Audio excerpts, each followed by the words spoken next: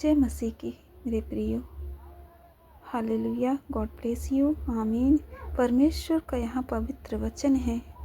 परमेश्वर वचन के द्वारा हमें समझाते हैं कि हमारे जीवन में जो भी कष्ट, जो भी प्रॉब्लम होती है, परमेश्वर वचन के द्वारा हमें बताते हैं कि अगर इस वचन के द्वारा अगर हम चलेंगे तो हमारे जीवन में कभी भी कोई कठिनाई या तकलीफ नहीं आ सकती है। मत्ती 4:7 में, तू प्रभु अपने परमेश्वर की परीक्षा न कर।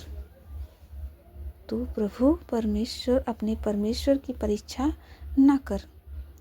3 मुख्य बातों से जंगल में शैतान ने यीशु की परीक्षा की। उनमें से एक है परमेश्वर की परीक्षा करना। परमेश्वर की परीक्षा करने का अर्थ है हमारे लिए उसके प्रेम और हमारे जीवनों पर उसकी संप्रभुता पर भरोसा नहीं करना। जब शैतान के द्वारा परमेश्वर की परीक्षा करने का प्रलोभन हुआ तो यीशु ने कहा, तू प्रभु अपने परमेश्वर की परीक्षा न कर। वह न केवल परमेश्वर के वचन को जानता था और उसका पालन करता था, बल्कि इससे भी महत्वपूर्ण बात यह थी कि उसने परमेश्वर की परीक्षा लेने के प्रलोभन को समझ लिया था। परमेश्वर की परीक्षा लेने का प्रलोभन समझ लिया था। न केवल इस एक अवसर पर बल्कि इस धरती पर अपने पूरे जीवन में उसने एक बार भी परमेश्वर की परीक्षा नहीं की। आज हमारे दैनिक जीवन में भी शैतान इसी तरह हमें बहकाता है कि हम परमेश्वर की परीक्षा करें। क्या करें? हम परमेश्वर की परीक्षा करें। हमें परमेश्वर पर भरोसा करने के लिए बुलाया गया है, उसकी परीक्षा लेने के लिए नहीं। लेकिन समझ की कमी के कारण कई बार हम यह सोचकर परमेश्वर की परीक्षा करते हैं कि हम उस पर भरोसा कर रहे हैं। शद्रक, मेशक और अबेदनगो के बारे में सोचिए। जीवन या मृत्यु की परिस्थिति में भी उन्होंने परमेश्वर की परीक्षा नहीं की, बल्कि उसके प्रेम और संप्रभुता पर भरोसा किया। क्या हम यीशु की तरह परमेश्वर पर भरोसा कर रहे हैं या उसकी परीक्षा कर रहे हैं? परीक्षा करना परमेश्वर का काम है, उस पर भरोसा रखना हमारा काम है। उद्धार के पीछे परमेश्वर का सबसे बड़ा उद्देश्य था। जब परमेश्वर ने आदम को बनाया तो उसने उसे अपने स्वरूप और समानता में बनाया और परमेश्वर ने उसे यह कहकर आशीष दी, फूलो फलो और पृथ्वी में भर जाओ।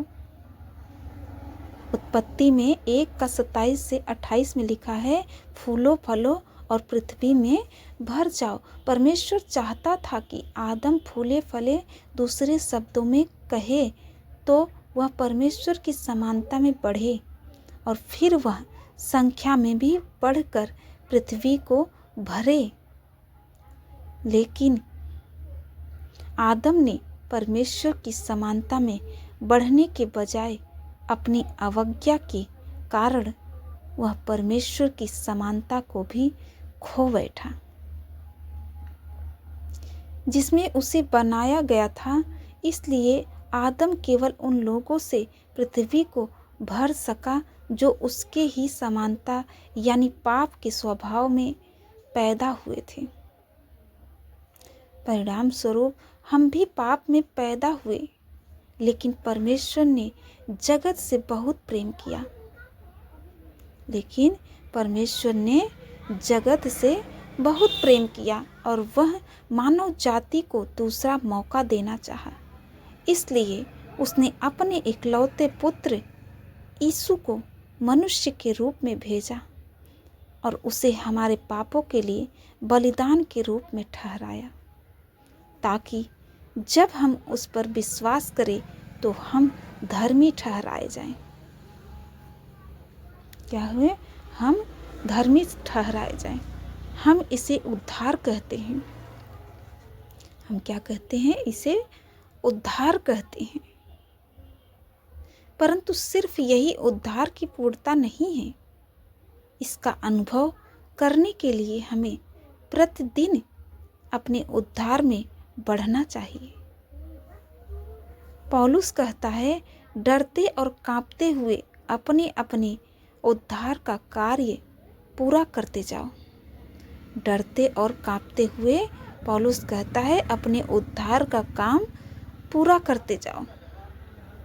परमेश्वर हमारी सहायता करे कि हम इस नए वर्ष में सबसे पहले उसके उद्धार को सही मायने में समझें और दिन प्रतिदिन उसमें बढ़ते जाएं।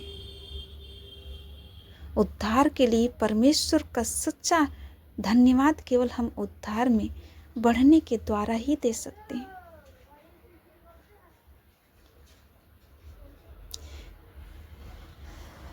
यीशु इस संसार में एक परदेशी के रूप में रहा, क्योंकि वह स्वर्ग से इस धरती पर आया था।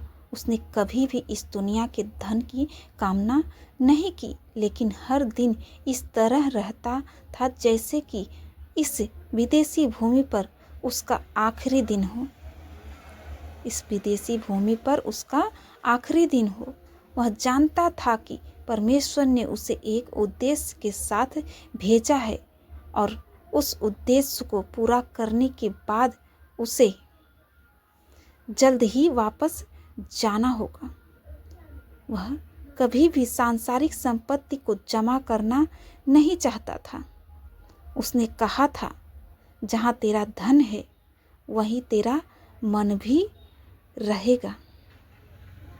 जहाँ हमारा धन रहेगा वहीं हमारा मन भी रहेगा। परमेश्वर ने कहा है।